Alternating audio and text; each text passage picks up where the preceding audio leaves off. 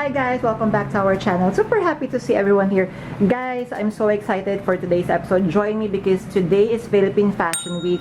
And of course, we are going to watch a fashion show together. So we are going to watch different designers here in the Philippines. And I would just like to show you what I am wearing for today. So of course, everything here mostly I've designed myself. So here, the gold leather crop jacket that I have designed. I have just made this yesterday. I'm so excited.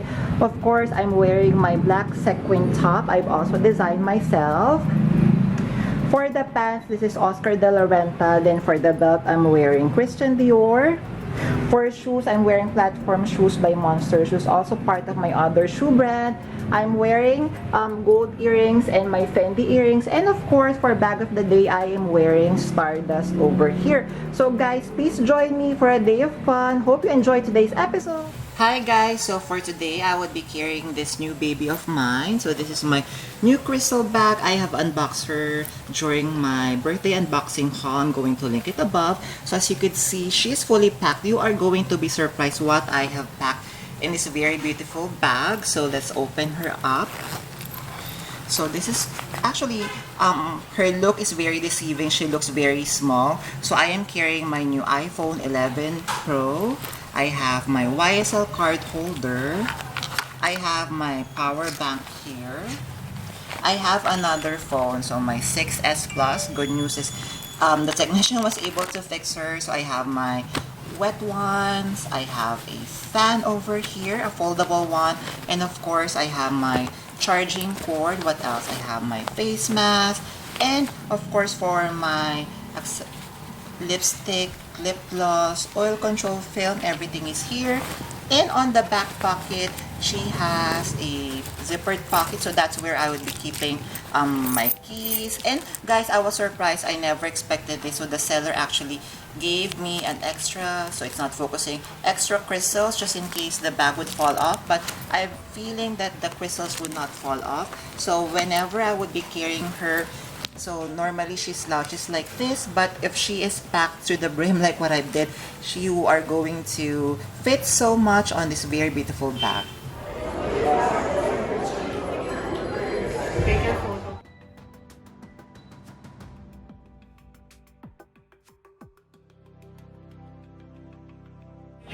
Hi guys, so we are already here at MICH Fashion Week. So join me, we are going to have lots of fun today. We're going to watch very beautiful designers. We have very beautiful people all around. 3, 2, 1, pose. Okay. Hi guys, so we are already here. So let us check out first the merch. So we have here bags from MLB. So hopefully you are hearing me. The sound is very, very loud inside. So we are still waiting for the show to enter. So I've spotted very beautiful bags by MLB. So first we have this one. So let me just see what I can see. So it's 9.5. I love the material, guys. So it's coated canvas. I'm not sure if the here are leather. I'm not really sure. Maybe I'm going to ask later. So we have pouches here. So the MLB brand, if I'm not mistaken, came from Korea. So guys, if you're familiar with the brand, please do let us know. So we have this one. This one, guys, is gorgeous. I like this one.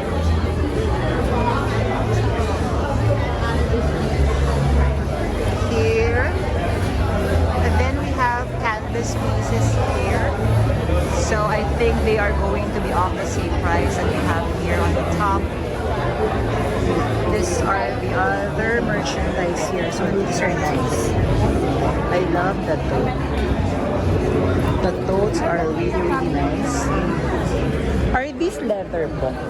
Leather trims po ba siya? So guys, I've confirmed. So these are not leather trims. These are PU leather. So this is the price, $17.89. Although I love actually the material. I love the logo here. So we have caps. So later we are going to check more of the merch.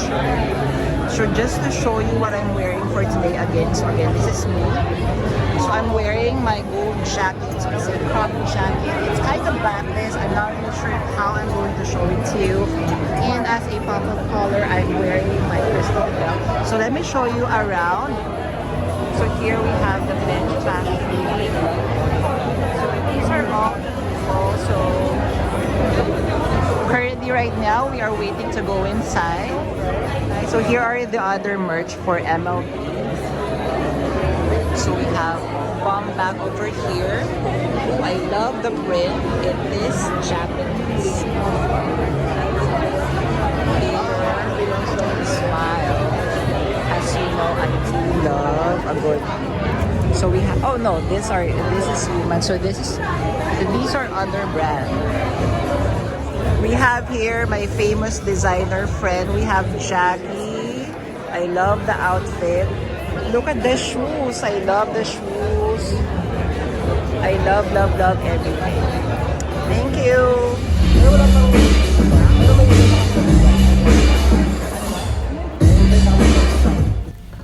Alright, so the show has started. The very first collection is by MICH DULCE.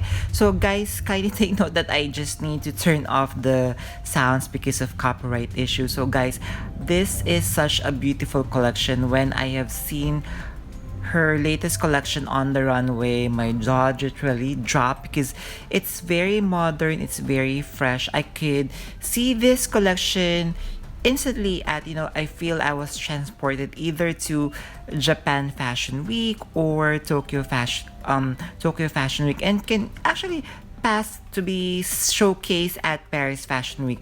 I love the dresses, I love the draping, and of course, I love the hats or the millinery that the models are carrying. What do you think, guys? Kindly comment down below. What do you think of this collection? I would love to hear from you.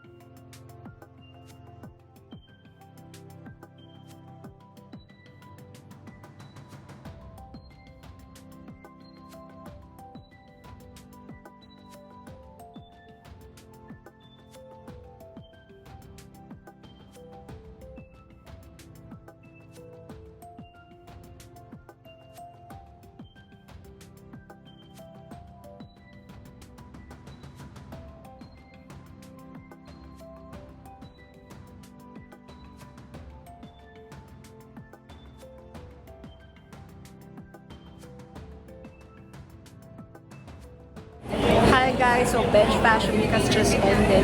So what do you think of the collections that we have witnessed for today? I specifically love MICH DULCE. Thank you so much. Your collection was so inspiring and very fresh. So guys, please do comment down below what you think of our fashion show today. So guys, before we end our episode, I'm inviting you to please join our ever-growing fam. There's a cute little icon here.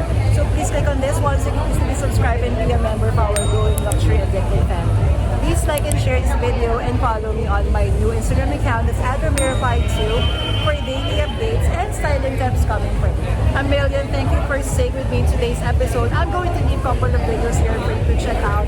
Please stay safe. I'm going to see each and every one of you soon. Bye!